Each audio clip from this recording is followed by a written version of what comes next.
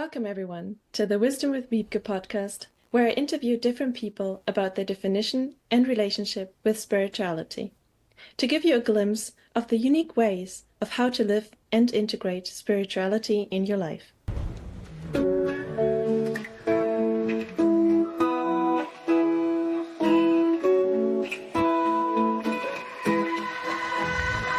Welcome, Denise, to today's episode, and I'm very happy to have you on today's podcast. And Denise Mihalik, I hope I pronounced that correctly, we know us now nearly a year, or nearly a whole year, yes. And we met at Eckhart Tolle's retreat in Canada.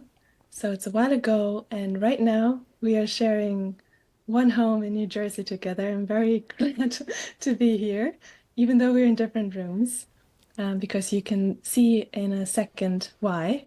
And I'm just super grateful to be with you and to have you on today's podcast episode and to hear, all the stories, all the projects you have. And I already know it'll be very inspiring for others to hear your story and to also hear the beautiful sounds you're going to create for us today.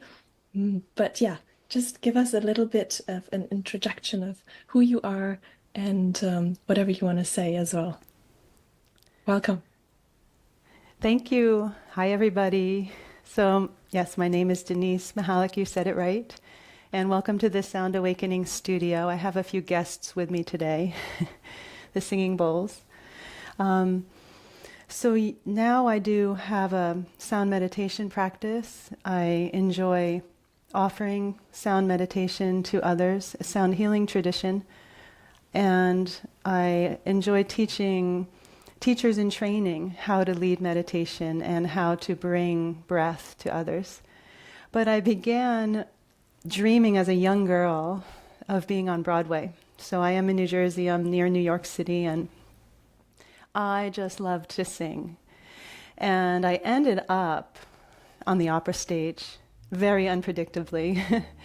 And my whole journey is about finding my voice, really.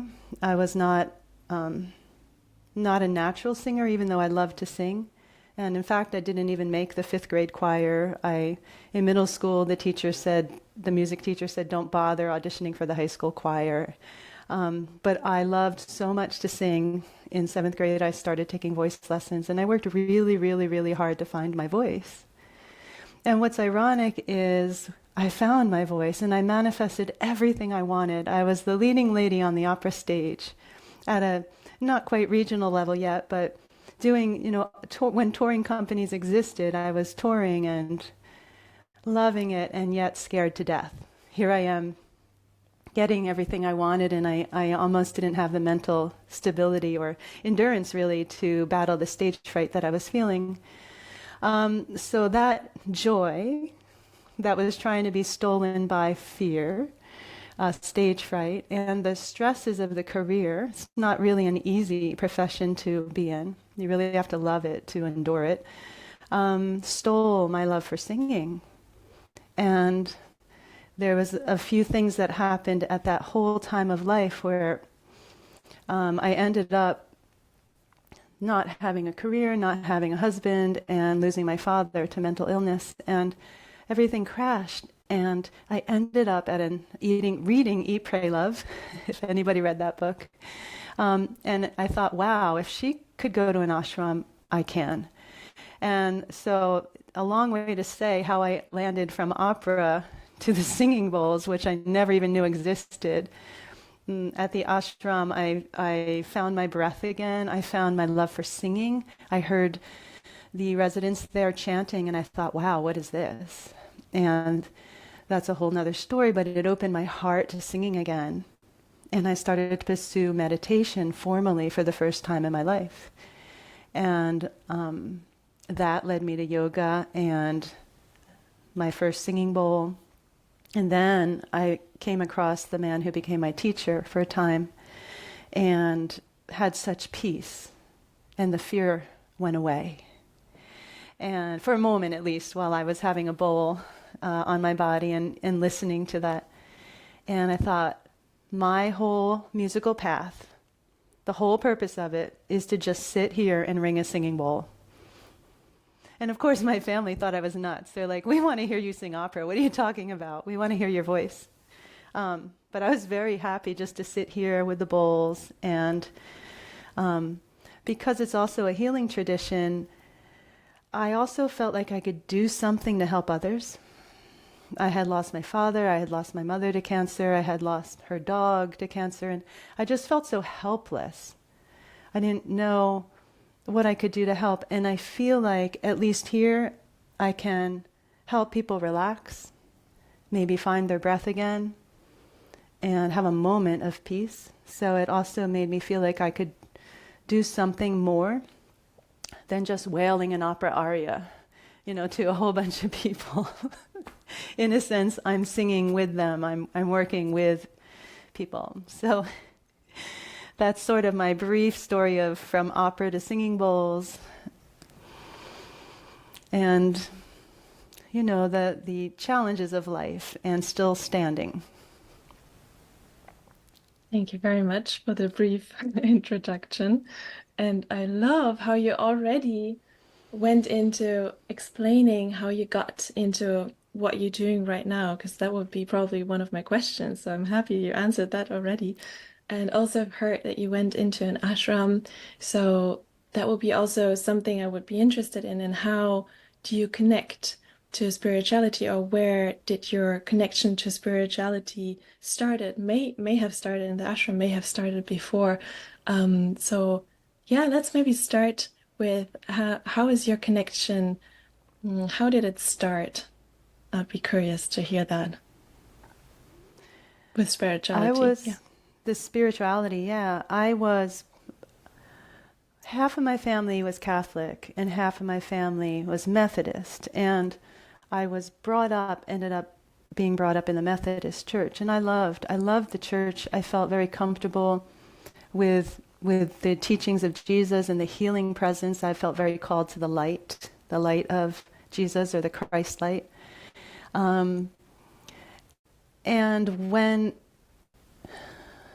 I saw my dad, this is personal, but when I started losing my father to, it really was alcoholism. But when he was sober, the mental illness started to come out. So it was all just, and when I saw him struggling so much and begging, reading the Bible, begging to God for help, and I tried to help, my mom tried to help, nothing helped.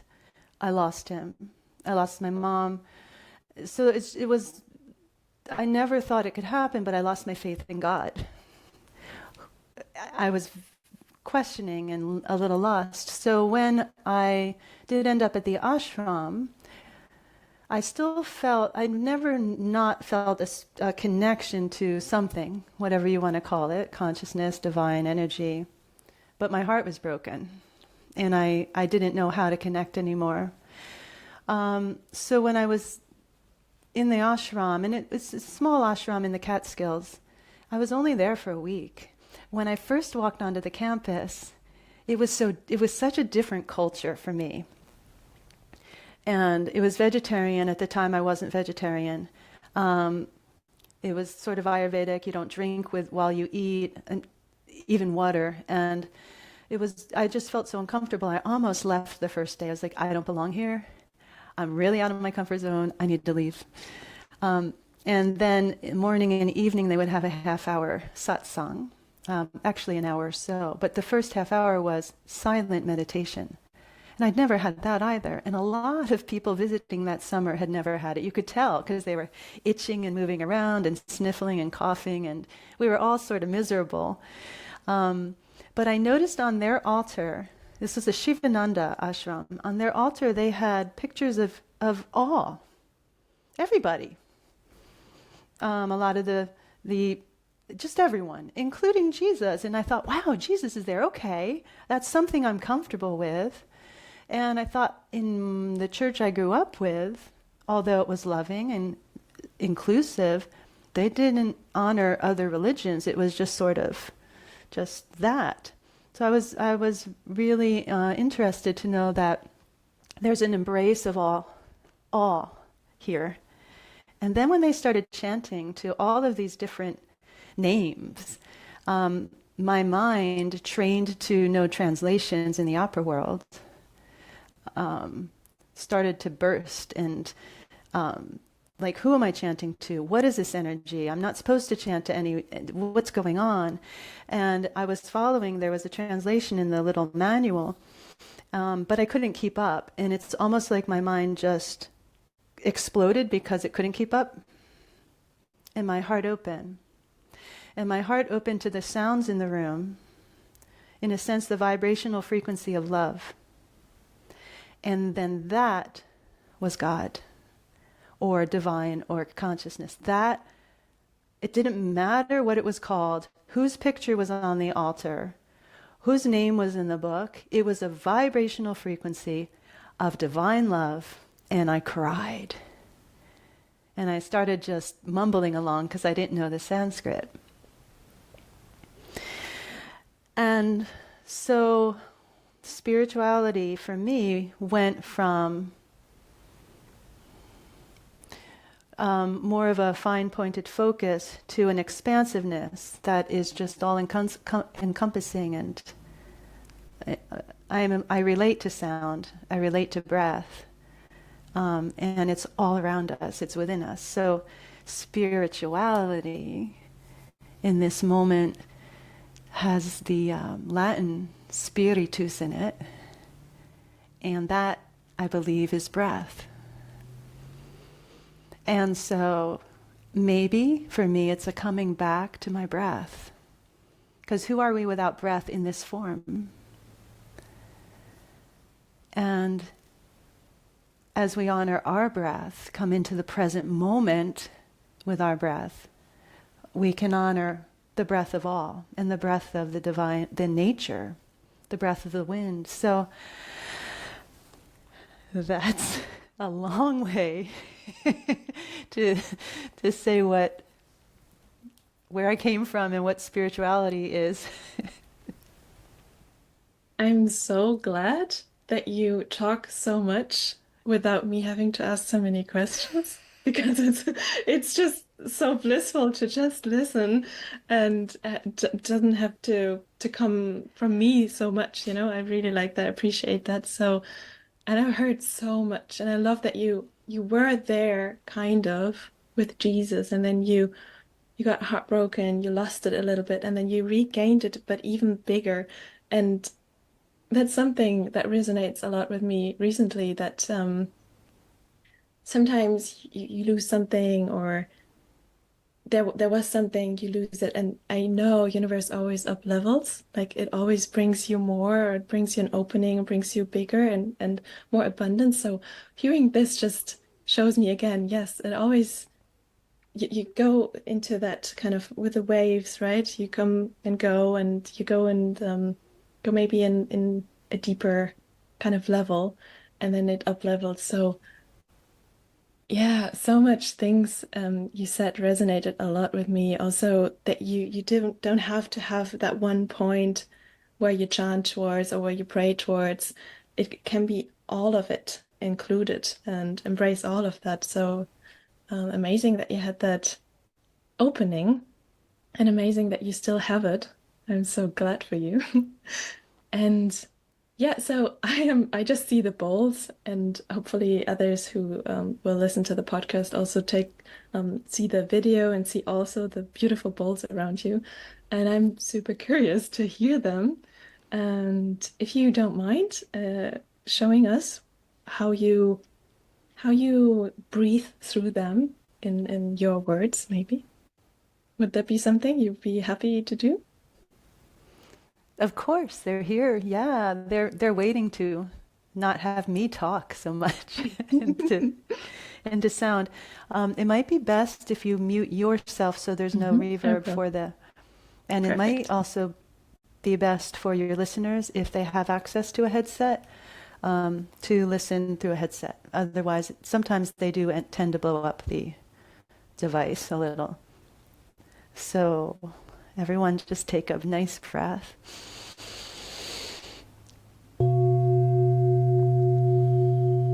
this gives you a moment to sound check. So if that feels too loud, you can turn it down or up.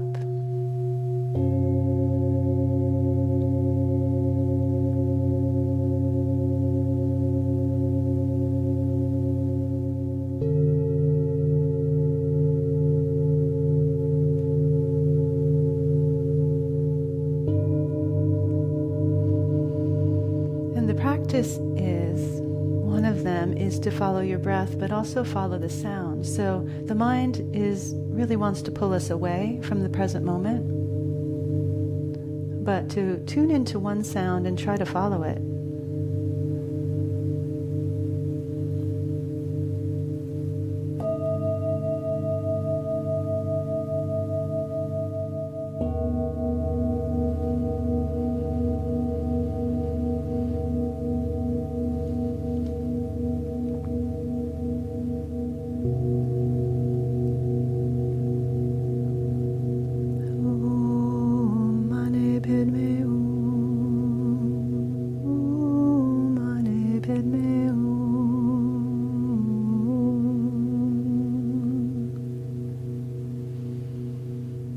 And then taking a nice big breath, and the exhale, letting your shoulders go, and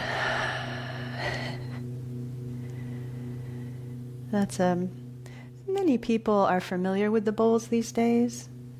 These are hand hammered, from most of them from Nepal.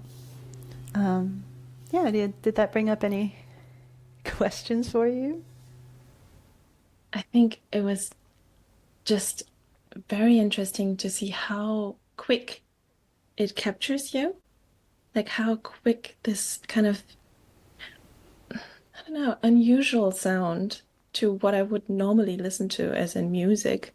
I don't hear those singing bowls or like those bowls a lot.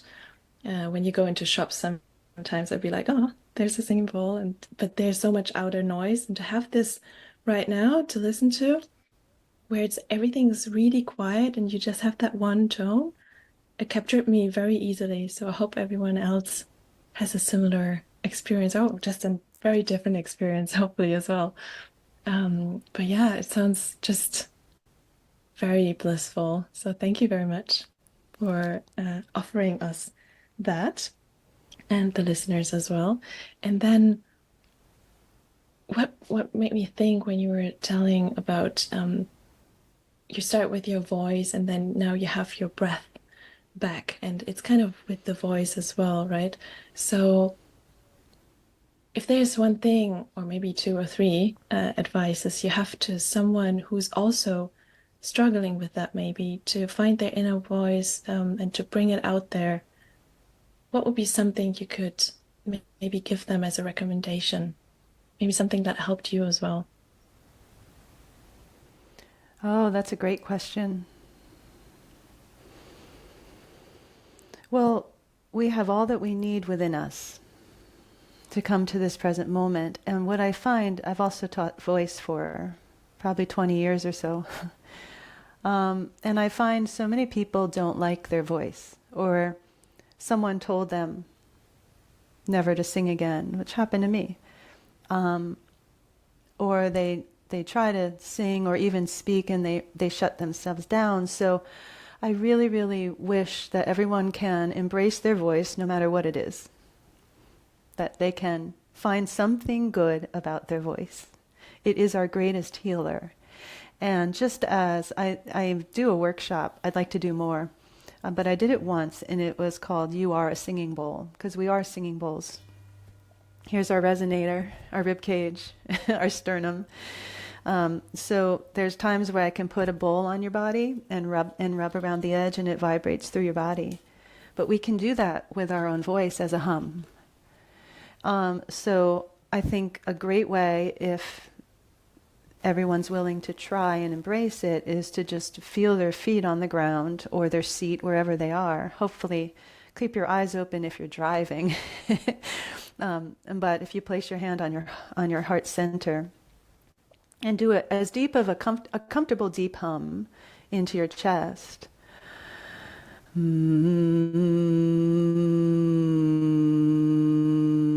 And you might be able to feel, you find a frequency that you could feel your chest vibrate. with that lower frequency. Do you feel that? And if you can't, you can go a little higher. You're definitely going to feel this region in your larynx, your trachea. That's definitely, if you just hum there, don't press on it, but just touch it. You'll really feel it. So that's the idea of when we hum, we're sending that frequency through our body, and it can help settle our nervous system. It can help bring us down from wherever we were to at least our breath, to being able to take a fuller inhale and a stronger exhale. So that's one thing, embracing your voice. You can hum, and even just, I like to say we breathe where we don't even know we can breathe. So even one hand on heart, one hand on belly, which, belly breath is often taught frequently these days, but connecting these 2 points with your breath.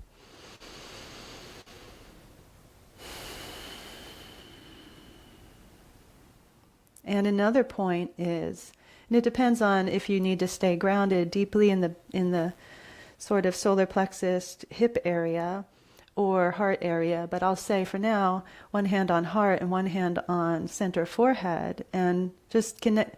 We can, but it might feel weird to breathe through these 2 points. But allowing this breath to soften the shoulders, relax the jaw, the mouth, all that stuff in our head, softening the eyes,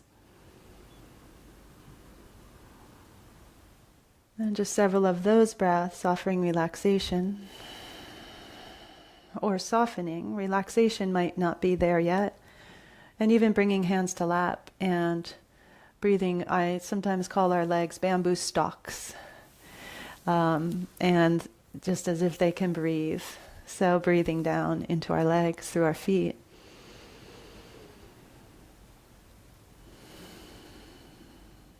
And then if we return to that hum, let's just say we've embraced whatever sound we're making. Some call it a grunt. Some are just like, oh yes, my sound is so beautiful.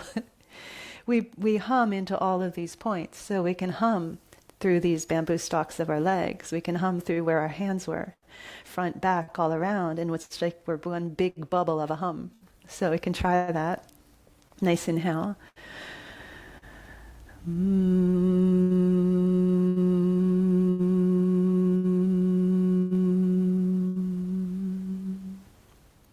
And with practice, that may be effective. Who knows? It can be very subtle. Thank you.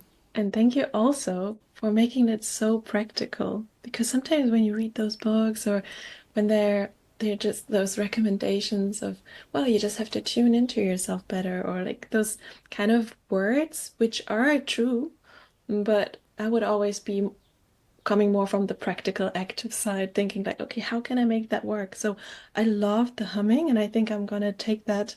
I did it for all the people who don't see me. Well, she was there on the screen, where Denise was. I was doing the humming with her as well, and I felt already a release, like when you said with the nervous system that it's calming that nervous system as well. I could feel that that I felt more present even and more grounded. So I'm gonna try and use that with my clients as well as in the starting of the session. Sometimes I do breathing, but I might integrate some humming for the people who are open for it. I love that. And also for me to get ready before a session, it's a great technique. So thank you so much for sharing that wisdom. And yeah, then I think I would be super interested in hearing something you're doing right now. I mean, we know you're doing the sound healing, but anything, any kind of projects you'd like to share with us, or something that may be upcoming, if you want, please do share. Thank you. I do have 2 projects. They're linked. They're actually linked with this singing bowl here. This is an antique bowl, and I don't want to talk too much, but this bowl has a lot of melodies that came out, and it helped me produce this CD, Light of Compassion. CD. Who listens to a CD anymore? But it's pretty to look at. but it's streamable. And this has just 5 songs on it, and it's a little bit of singing and the singing bowls. And it burst out of me because this book also it has released. It will release or has released on June 4th, and it's called Journey to Sunyata, Mountains, Monsoons, and Magic. And this is based on my real life journey to Nepal. I wrote it in fiction for many reasons that we don't need to go into right now, but it is based on my true story of, and so this soundtrack had to come out to match the book for whatever reason. So that's what I'm working on. I'm really excited to share this story because when I came back from the Nepal trip, it was hard to voice it, what had happened, and it needed to voice because I had never intended to write a book, but it's like it has feet and it was at my back, pushing me to not just write it down, but now it wants to be heard for whatever reason. So those are 2 neat projects.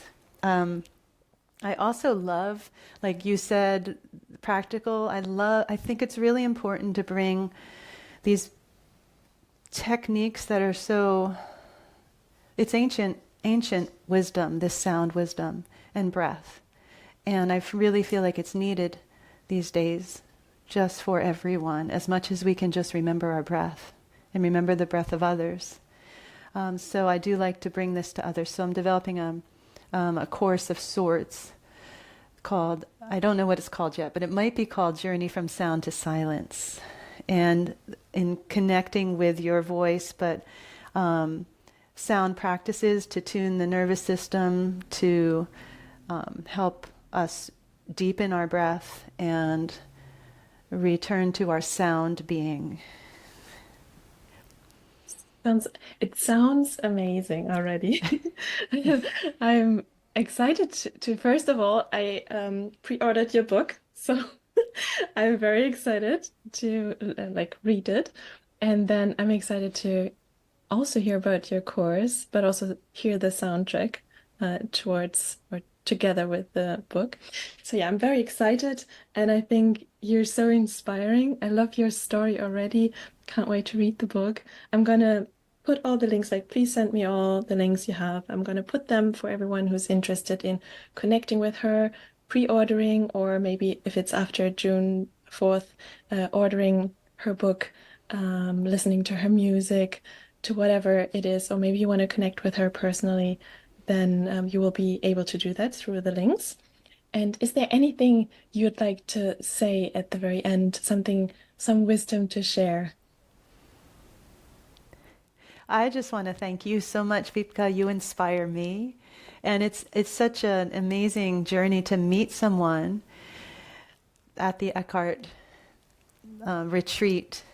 And I think we only spent like one dinner together and maybe a hug goodbye. And it was just so comfortable to have you come visit. And it's just so nice. You're so inspiring. And thank you for this podcast. And I wish everybody a nice deep breath. Let's breathe. Thank you for having me.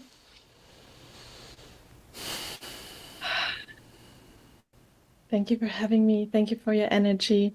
Thank you for your sounds and for being you and for having found your voice and breath. And thanks for everyone who listened. If this was interesting, helpful, inspiring in any way to you, and you might think there's someone else out there you know who might be interested in that as well, please do share. And always feel free to give it a 5-star if you really liked it. And talk soon. Bye.